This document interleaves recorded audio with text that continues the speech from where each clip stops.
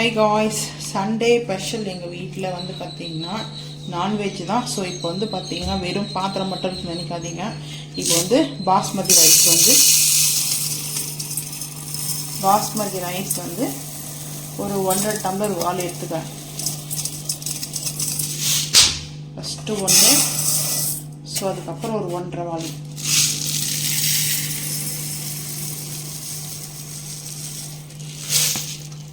இந்த ரைஸ் வந்து பார்த்தீங்கன்னா நம்ம வந்து தண்ணி வந்து ஊற்றி ஃபஸ்ட்டே நான் வந்து பார்த்தீங்கன்னா நம்ம ரைஸ் வந்து ஊற வச்சிட்டோமா ஒரு 1/2 ஹவரில் வந்து பார்த்தீங்கன்னா ஒரு 20 நிமிஷமாவது வந்து அரிசி வந்து ஊறணும். ஸோ அதுக்காக தான் டைம் வந்து இப்போது 1 o'clock ஆக போகுது.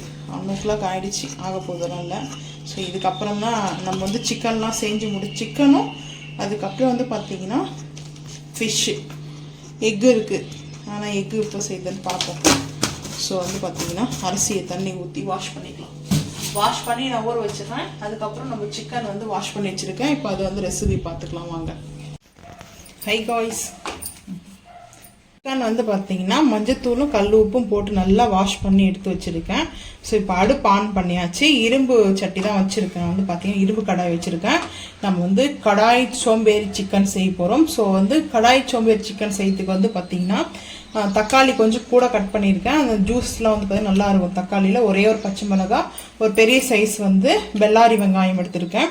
ஸோ தக்காளி வந்து பார்த்தீங்கன்னா கொஞ்சம் கூட எடுத்தோம்னா அந்த கிரேவி மாதிரி வரும். இப்போ நம்ம வந்து பார்த்தீங்கன்னா நல்லா சேர்த்துக்கலாம். தக்காளியும் சோம்பேறி சிக்கனா, கடாய் சோம்பேறி சிக்கன். இதுல கொஞ்சம் டிஃப்ரெண்டா செய்வோம், ஆனா டேஸ்ட் அல்டிமேட்டா இருக்கும்.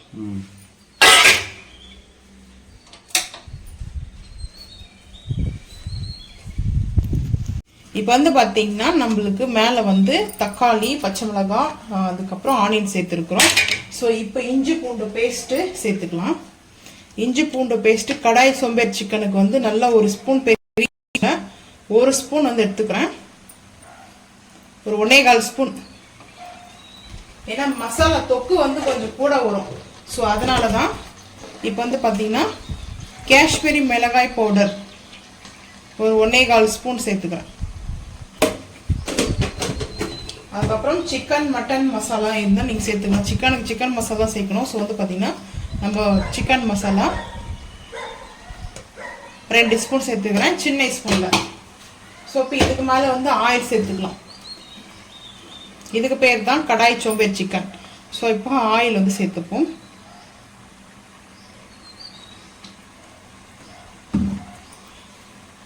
அதுக்கப்புறம் கல் உப்பு சேர்த்துக்கலாம்.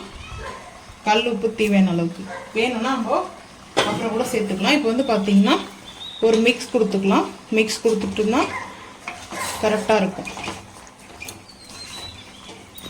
வந்து பார்த்தீங்கன்னா கேப் போட்டு மூடிட்டோம்னா அது நல்லா வந்து குக் ஆகும். இந்த டைமில் வந்து பார்த்தீங்கன்னா அப்படியே நம்ம வச்சிடக்கூடாது. ஒரு 5 நிமிஷத்துக்கு ஒரு டைம் வந்து பார்த்தீங்கன்னா மிக்ஸ் பண்ணிகிட்டே இருக்கணும். ஏன்னா அடி பிடிக்காமல் இருக்கும். அதெல்லாம் மிக்ஸ் பண்ணாதான் அது வந்து குக் ஆகும். இப்போ ஃபஸ்ட்டு வந்து பார்த்தீங்கன்னா கீழே இருக்கிற சிக்கன் வந்து குக் ஆகும்ல, மேலேயும் வந்து குக் ஆகும், ஸ்டீம் ஆகுது இல்லையா. ஸோ இப்போ வந்து பார்த்தீங்கன்னா நல்லா குக் ஆகட்டும், அப்புறம் பார்ப்போம்.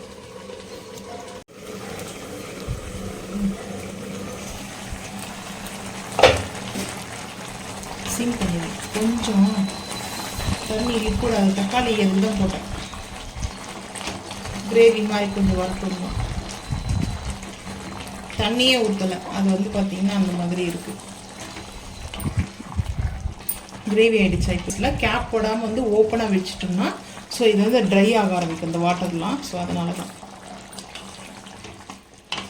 இப்போ இதை வேறு அடுப்புக்கு மாற்றிட்டு தேங்காய் பால் பிரியாணி செய்வோம். ஸோ அது நல்லாயிருக்கும். இந்த சிக்கன் சோம்பேறி சிக்கன் கிரேவிக்கு, மட்டனுக்கு, பன்னீர் டிக்காக்கு, இதுக்கெல்லாம் ரொம்ப சூப்பராக இருக்கும். வேறு அடுப்புக்கு மாற்றிடலாம். இப்போ வந்து பார்த்தீங்கன்னா இந்த அடுப்பு வந்து நம்ம அதை மாற்றிட்டோம், சிக்கன் அந்த அடுப்பில். இப்போ குக்கர் வந்து இங்கே வச்சுருக்கேன். இது வந்து ஹீட் ஆகுது. நெய் வந்து எடுத்துக்கலாம். ஒரு 2 ஸ்பூன் நெய் எடுத்துக்கலாம். இந்த ரைஸ் வந்து பார்த்தீங்கன்னா நெய் தான் மெயின். வந்து பார்த்தீங்கன்னா டேஸ்ட்டு சூப்பராக இருக்கும். இந்த நெய்யோட அந்த தேங்காய் பால் சேர்க்கணும். தேங்காய் பால் வந்து பார்த்தீங்கன்னா ரொம்ப சூப்பராக இருக்கும்.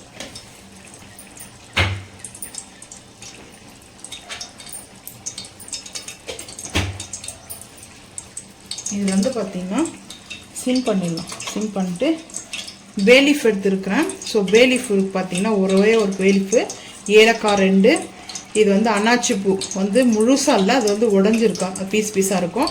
அதுக்கப்புறம் ஜாதி பத்திரி, சின்னமன், லவங்கம், மராட்டி மொக்கு, கல்பாசி, அதுக்கப்புறம் கசகசா, இது வந்து பேலீஃப் வந்து சேர்த்துக்கலாம். 1 கரம் மசாலா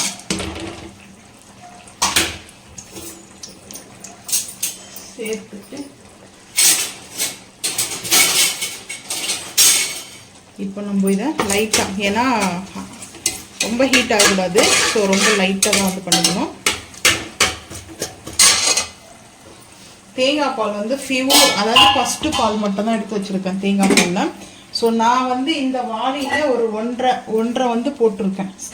இதில் வந்துட்டு நம்ம வந்து பார்த்திங்கன்னா 1.5 வந்து 3 வச்சுக்கலாம் பால் வந்து தண்ணி வந்து சேர்த்து. ஸோ இப்போ வந்து அரிசி வந்து நம்ம ஊற வச்ச அரிசியை வந்து ஃபில்டர் பண்ணி எடுத்துகிட்டு வந்துடுவோம். அரிசி ஃபில்டர் பண்ணி எடுத்தாச்சு. இப்போ நம்ம சேர்த்துக்கலாம். டேஸ்ட் ரொம்ப சூப்பராக இருக்கும், ஸ்மெல்லு நல்லா இருக்குது. தேங்காய் பால் வந்து ஊற்றிக்கலாம்.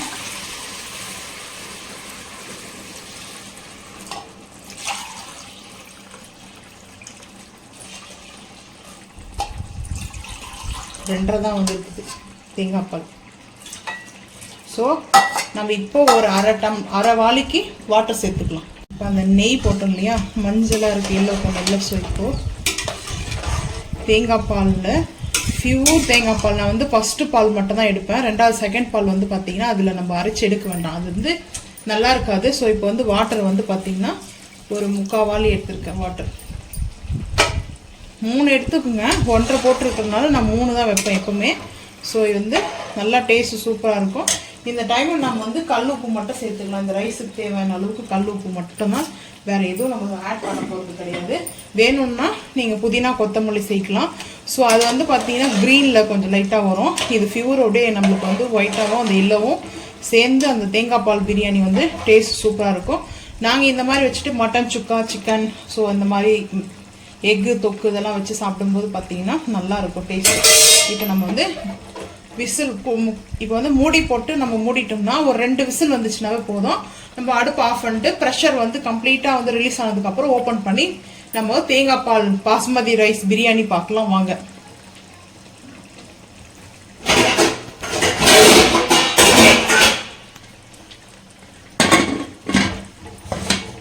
மூடியாச்சு. நல்ல எண்ணெய் வந்து திரிஞ்சு வருது, ஆயில். ஸோ இப்போ இந்த டைமில் கஸ்தூரி மேத்தி வந்து க்ரன்ச் பண்ணி வச்சுருக்கேன், சேர்த்துக்கலாம். சேர்த்துட்டு ஒரு மிக்ஸ் பண்ணி கொத்தமல்லியும் புதினாவும், கொத்தமல்லி புதினா மட்டும் போட்டாச்சுன்னா அதுக்கப்புறம் ஸோ இப்படி தான் வந்து இரும்பு கடாயில் வந்து செஞ்சோம்னா கலர் இப்படி தான் வரும். டேஸ்ட்டு அல்டிமேட்டாக இருக்குது. கடாய் சோம்பேறி சிக்கன் கிரேவி ரெடி ஆகிடுச்சு. இது வந்து ரைஸ்க்கு சப்பாத்திக்கு நல்லாயிருக்கும், அல்டிமேட்டாக இருக்கும். அப்படி வேணும்னா நீங்கள் வந்து பார்த்திங்கன்னா முந்திரியும் கொஞ்சமாக கசகசாவும் ஹாட் வாட்டரில் வந்து ஒரு 10 நிமிஷம் வந்து பார்த்திங்கன்னா ஊற வச்சுட்டு அதுக்கப்புறம் அரைச்சிட்டு கூட நம்ம சேர்த்துக்கலாம் மேலே. அது ஒரு க்ரீமி டெக்ஸ்சரில். இல்லைனா கோகனட் பேஸ்ட்டு கூட வந்து சேர்த்துக்கலாம், அது உங்களோட விருப்பம் தான். சிக்கன் நல்லா குக்காக இருக்குது. ஸோ இந்த டைமில் நம்ம கொத்தமல்லி புதினாவை சேர்த்துக்கலாம் ஃபைனலாக.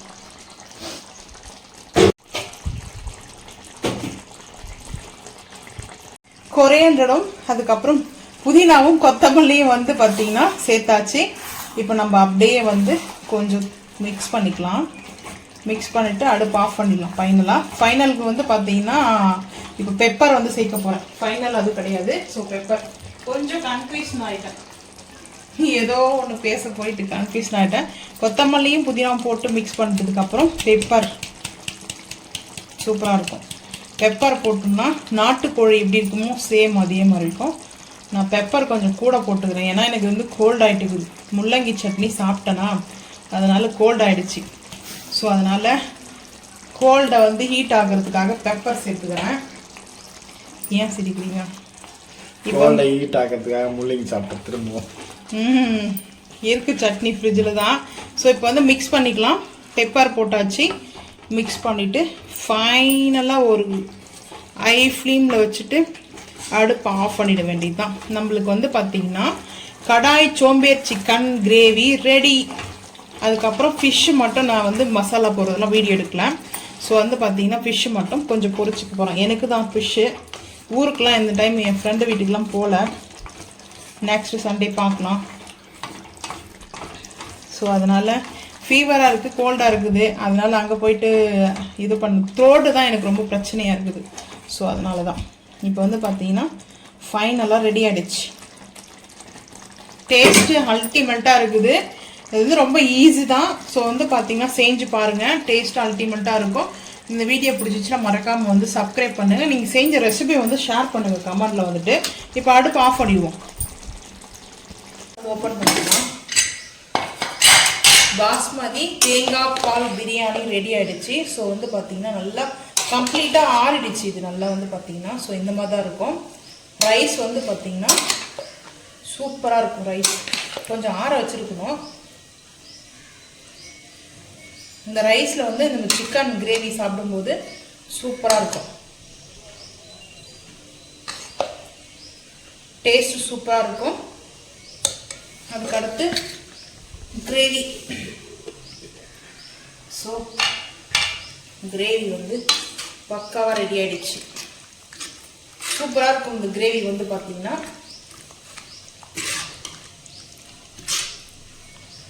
பிளேட்டிங் பார்த்தீங்கன்னா பாஸ்மதி ரைஸ் பிரியாணி. ஸோ வந்து ஃப்ளைன் பிரியாணி தான் இது. வந்து பார்த்தீங்கன்னா சூப்பராக இருக்கும் டேஸ்ட்டு.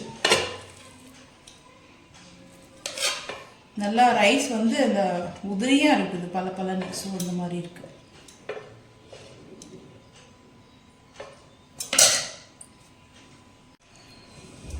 சோம்பேறி கடாய் சிக்கன் கிரேவி டேஸ்ட் அல்டிமேட்டாக இருக்கும்.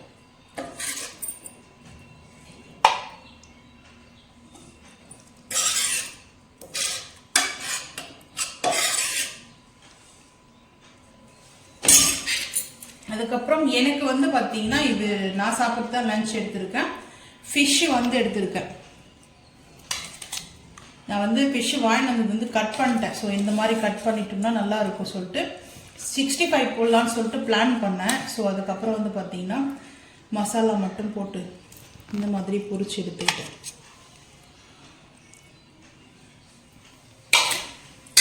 அதுக்கப்புறம் வந்து பார்த்தீங்கன்னா ஆனியனும் கிரீன் சில்லியும் எனக்கு ரொம்ப பிடிக்கும். ஸோ அதனால் சண்டே லன்ச் எங்கள் வீட்டில் நான்வெஜ் தான். உங்கள் வீட்டில் நான்வெஜ்ஜா வெஜ்ஜான்றதை மறக்காமல் வந்து கமெண்ட் பண்ணுங்கள். ஸோ இந்த ரெசிபி பிடிச்சிச்சுன்னா மறக்காமல் சேனல் வந்து சப்ஸ்கிரைப் பண்ணுங்கள், ஷேர் பண்ணுங்கள், லைக் பண்ணுங்கள். நீங்கள் வந்து சப்ஸ்கிரைப் பண்ணிங்கன்னா தான் பெல் ஐக்கானை வந்து ஆன் பண்ணுங்கள். அப்போ தான் போகிற வீடியோ உங்களுக்கு நோட்டிஃபிகேஷன் வரும். தேங்க்யூ.